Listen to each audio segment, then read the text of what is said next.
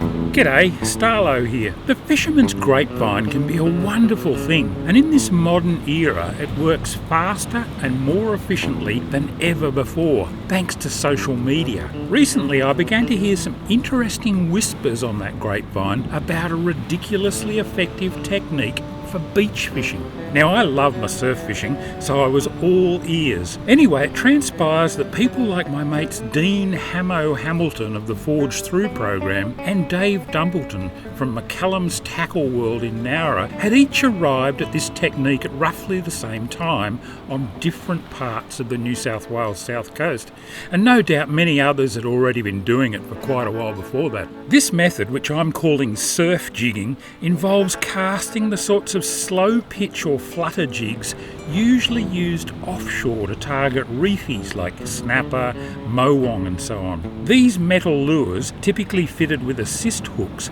are cast out into the surf, and instead of being simply retrieved fairly quickly as you normally would when spinning metals from the beach, they're jigged or hopped and allowed to sink back to the bottom between each lift. And the results these guys have achieved are spectacular. I was really keen to give it a go myself, so I grabbed one of my spin outfits, a pocket full of slow pitch jigs, and hit the sand on my local beach. Conditions weren't really ideal, with a sloppy shore break and a strong drift to the north, and I was really only guessing at the finer points of the technique, but you've got to be in it to win it. That well-worn 40-gram slow-pitch jig cast like a bullet, so I was definitely covering the water, but was I working it properly? I guess the fish would tell me one way or the other. It was just a matter of putting in some casts and giving it some time. It certainly felt like it should work.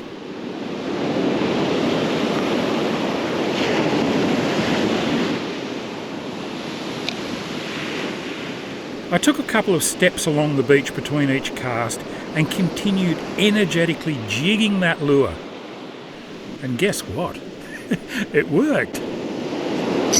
Oh yes, there's one. It works.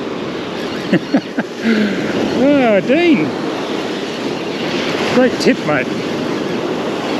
I don't think it's a real big one. A couple of jigs and I'm on.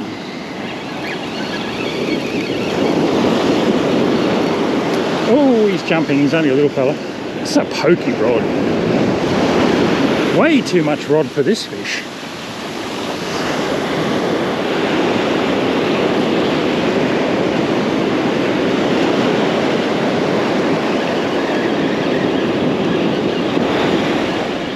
There he is, little salmon. Oh.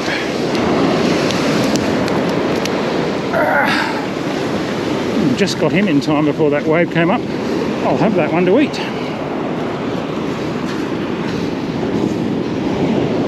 Alright, only took about 3 or 4 casts on the flutter jig, the slow pitch jig. It's always good to try a new technique.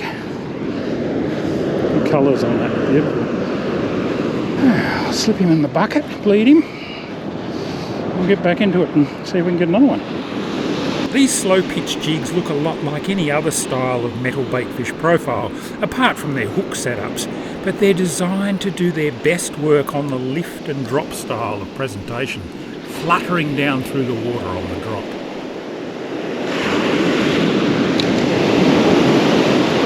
Give it a couple of seconds to get on the bottom. It'd only be 2 or 3 metres deep where I'm casting to, I'm sure, so it wouldn't take long to get down that 40-gram lure. And then I'm jigging it, and it's obviously jumping up off the bottom and then fluttering back down again.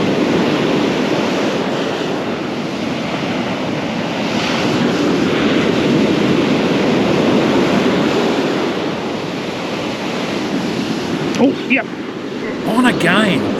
They weren't big fish, but I really didn't care too much. It was more about proving the technique.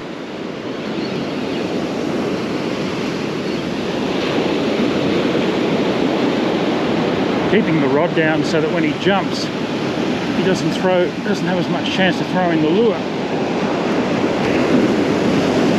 It's the theory anyway. Okay. Another little salmon. this is working surprisingly well.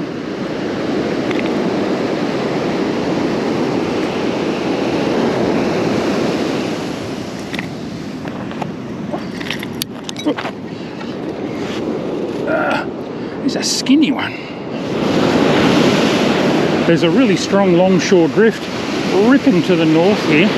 I reckon I'd be struggling fishing bait with a conventional rig in here at the moment. It's fairly rough and you've got that really strong current, but with the lure I can cover it well. The rising tide and falling light levels as the sun sunk towards the horizon certainly weren't hurting my chances either, and before too long I was on again.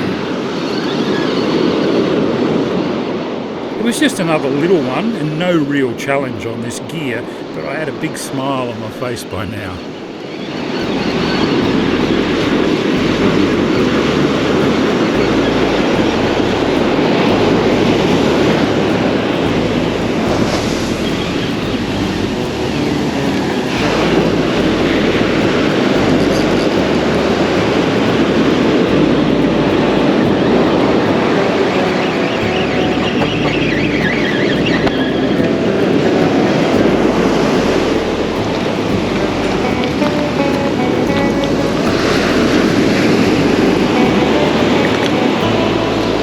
A bit bigger. Good eating size.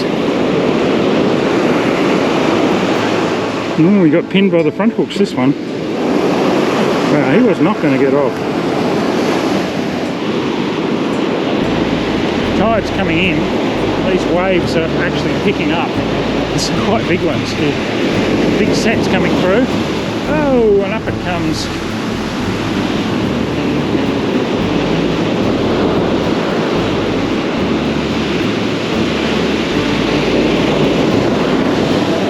A lot of fun at all trying to bait fish in this. And as the light levels faded, I pinned my 4th salmon of the session. How good was this? This might be a bit better fish.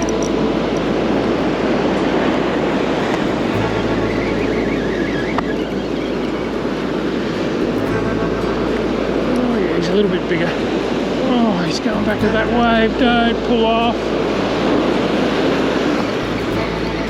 There we go.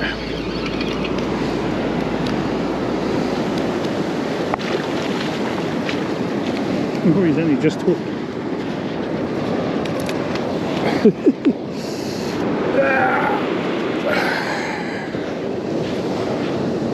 He was in close.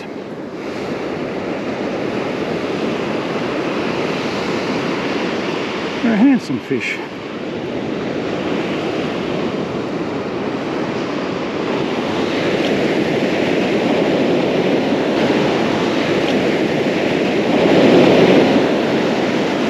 Goodness, the dolphins are right up here on the beach. Oh, what?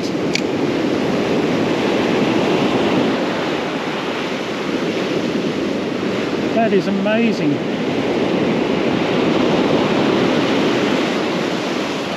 That might be the end of my salmon fishing. And sure enough, it was. The salmon didn't hang around with those dolphins on the prowl. Not that I cared much. I had a lovely feed of fish and it was time to clean them. As I did, I discovered a little whiting in the stomach of one of the salmon. Putting it alongside my jig, it wasn't too hard to see the match. No wonder these things work. I reckon I'm going to be doing a lot more of this surf jigging in future. When I do and I crack some bigger fish, I'll be sure to let you know. I also think that it'll produce lots of other species besides salmon and tailor. Trevally, flathead, dart and mulloway or jewfish all seem likely contenders to me. And with smaller jigs, I wouldn't even be too surprised to pick up the odd bream and whiting. I love exploring new methods, even if they're only new to me. I hope you're the same. And if you are, give surf jigging a go. It's just too much fun. Until next time, this is Starlo wishing you tight lines.